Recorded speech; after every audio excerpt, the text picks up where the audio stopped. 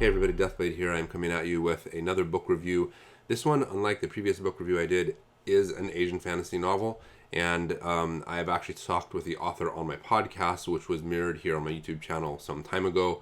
Jumping to the author's website, Jace Kang is a sci-fi fantasy author, primarily known not necessarily for Asian or Chinese fantasy stuff, but his novel Quantum Cultivation is billed as a xianxia cyberpunk standalone novel. Now, before getting into my review, I do want to point out that I do know the author. We've communicated a lot online, never met in person. The reason why I initially reached out to him was because my series, which was originally launched as The Nine Heavens and Ten Earths, and which is going to be relaunched by a publisher later this year under a new name, that novel is also a xianxia style cultivation mixed with cyberpunk. I came up with that idea many years ago and then worked on it over the course of quite some time. When it got close to the launch date and I saw that there was another novel out there also being billed as xianxia cyberpunk, I felt a little nervous because I didn't want the author to think that I was copying them or trying to subvert them or something. So I reached out to have a conversation, and that conversation went really well, and we've been in communication ever since then.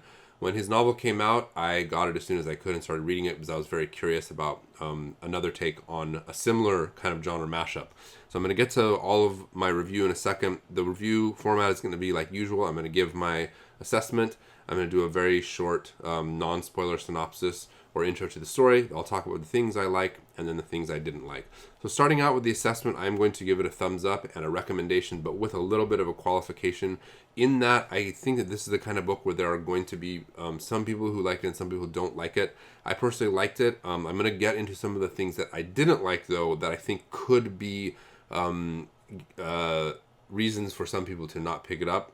That said, I think it's a recommend for anybody who follows my channel. Obviously, my channel is all about xianxia, cultivation, Chinese fantasy stuff, and that comes through in spades in this novel. And there's a lot of stuff that if you are into those kind of genres and settings, you will like this novel. It is presented in the form of a typical Western fantasy novel. In other words, it's very well written, and it doesn't come across as being a serialized book, which a lot of the Chinese fantasy novels are. Let's get into a very brief synopsis and summary.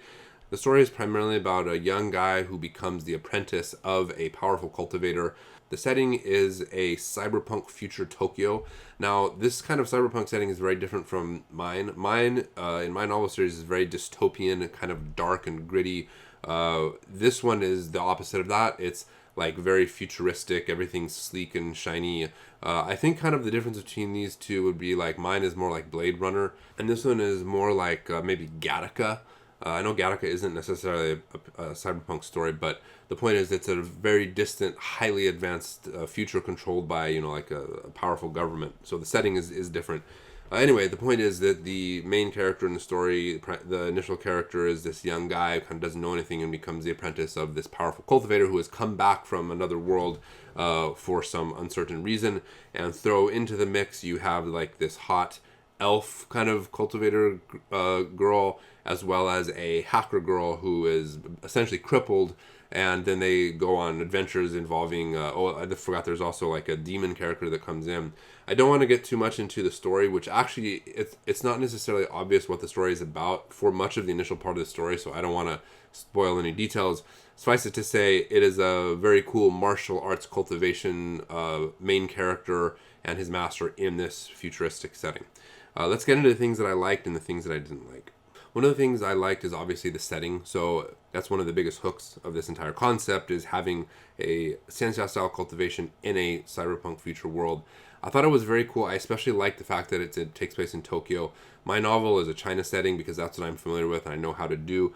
The author, Jace Kang, or Jace Kang as it's listed here in the, that was his pseudonym. I'll scroll up here so you have a cooler picture of the front cover.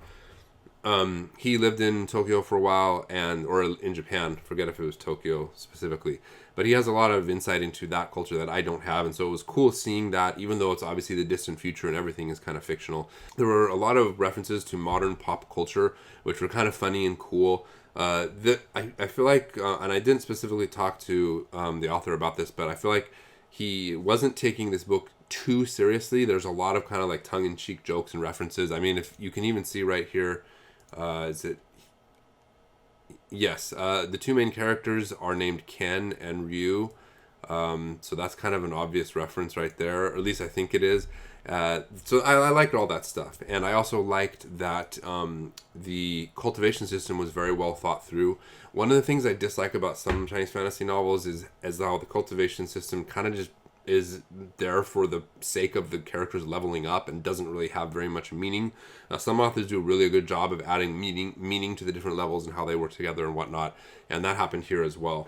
Another thing that came through were the fight scenes, which were very well written, and I could visualize them well. Another problem that I've had in the past with Chinese fantasy novels is a different style of doing fight scenes that some of the authors have, and it makes it difficult to visualize it, or it doesn't have quite the same impact. These fight scenes were done really cool. I really liked them, so I would say that's one of the highlights. Let's talk about a couple of things that I didn't like. I have two primarily that I want to talk about. One of them is although I did like the cultivation system and how it was set up, the author is a practicer of traditional Chinese medicine, and he's also a real-life martial artist. So those aspects were very well thought out and very clear. But the thing that I didn't like about him was that the training sequences and the explanations of the cultivation the cultivation system, sometimes they went on so long that I got bored with that. I got bored with them. It was like constant. There was like very long scenes of the master like lecturing the students, explaining everything. Basically, you have exposition, I guess you could say, and it was usually interweaved within action. So it wasn't like he's in a classroom in front of a blackboard and just like explaining everything. It wasn't like that. But it was just a lot of detailed background information about the cultivation system that I felt was not particularly relevant to the plot and not very exciting. Now, I know that there are some people out there who really like that stuff. Some people really, really dig the cultivation systems, and they want to have all the details about it, the intricacies of how they work and whatnot. So I don't think that's necessarily a downside for everybody, but it is one of the reasons why I said I'm giving a qualified recommendation, because there are some people who I have seen, fans of my work, specifically the translated stuff, who really don't like it when the author goes on and on and on about that stuff. So that was one thing that I put on my list of things I didn't particularly like. The other, now I will go down to the Amazon description here, because it says here, warning: this story contains graphic scenes describing the Taoist methods of dual cultivation, but no harem elements, suggested audience 18+. That was one of the other things that I didn't particularly like very much. Now, disclaimer, I'm not a huge fan of either dual cultivation stuff or sex scenes in novels. To me, not even just novels, also TV shows and movies and stuff. It's not like I don't really care. To me, it's not interesting to me personally. So I have to point out that my negative criticism is backed by that just general kind of dislike of those sort of things. I feel like if I wanted to see that stuff, I could just, go to other certain websites if I wanted to. It doesn't interest me. So there's that. That said, the way it was handled for me personally, it seemed like it was kind of thrown in randomly as an afterthought. It's literally, so dual cultivation is basically sexual practice, sex in cultivation, and it's described, it's very well explained, but to me, the initial use of it was so random. It was like literally they were training in the park, and then like this hot chick comes up, and then they're like, hey, let's do dual cultivation in front of my students, and then they do it. Just was really kind of awkward for me personally. So I want to reiterate, that's me. Maybe I'm kind of prudish in that way, but it's not like I was offended by it or anything. I just didn't particularly like it very much. I know there's a lot of people out there who like that dual cultivation stuff. I see it in the comments all the time of the novels that I translate and also my videos. So if that kind of thing interests you, maybe that will be an added incentive for you to check out this book. That's really up to your personal preference. So again, those are just two nitpicky things that I didn't really like. Overall, I think the idea of mixing xianxia Chinese cultivation with a cyberpunk setting is a really awesome idea. They go so well together. There are themes in cyberpunk of trying to live forever and becoming immortal that are almost exact parallels to what you find in cultivation and xianxia. So I think those two things are super easy to mix together. This one did a great job of doing that.